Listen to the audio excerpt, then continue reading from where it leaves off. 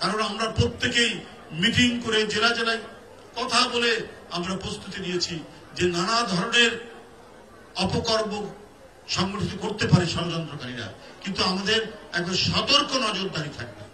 বাংলাদেশ সরকার এ ব্যাপারে তাদের গুরুত্বপূর্ণ ভূমিকা পালন করবে, কেউ ঘুমিয়ে থাকবে না। আমাদের প্রত্যেকটি হিন্দু সম্প্রদায়ের মন্দির তারা পাহারা দেবে, তারা নজরের মধ্যে রাখবে। মুসলমান সম্প্রদায় তাদেরকে সহযোগিতা করবে। পূজা কমিটির সাথে কথা বলে যে কোনো সময় যে কোনো পদক্ষেপ নিতে হলে তারা সেখানে থাকবে। এমনকি আলেম ওলেমা, মসজিদের ইমাম মুয়াজ্জিন তারা পর্যন্ত এই ভূমিকা পালন করছেন প্রত্যেকটি জায়গায়। এই সম্প্রীতি, এই নিদর্শন কি অন্য কোথাও আছে? পার্শ্ববর্তী দেশে আছে, কিন্তু সেখান থেকে নানা ধরনের উস্কানিমূলক কথাবার্তা বলার চেষ্টা করা। আজকে দেশের অভ্যন্তরে নানা ধরনের চক্রান্ত চলছে, ষড়যন্ত্র চলছে, বিভিন্ন এলাকা অস্থির করে রাখার প্রচেষ্টা চলছে। এটা কোনো বিচ্ছিন্ন ঘটনা নয়,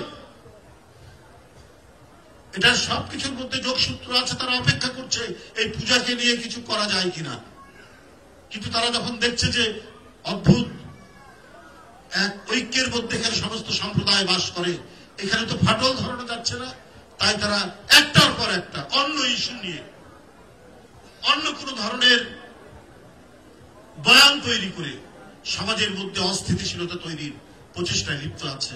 তারা আপনি খবরের কাগজ খুলে দেখুন প্রত্যেকদিন কি ধরনের ঘটনাগুলো বিভিন্ন জায়গায় ঘটছে। আমি আগেই বলেছি বিচ্ছিন্ন কোন ঘটনা নয়।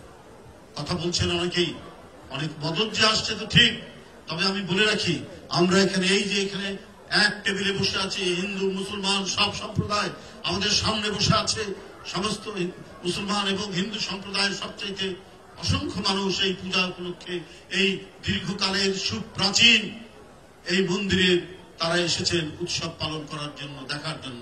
আমরা প্রত্যেকেই আমাদের 1 ইঞ্চি জমির উপর যদি কেউ সেন দৃষ্টি দেয় আমরা তার চোখ ফুটা করে দেব। এটাই হচ্ছে আমাদের ঐক্যের অঙ্গীকার। আজকের এই উৎসবের দিনের এটাই হচ্ছে আমাদের ওয়াদা।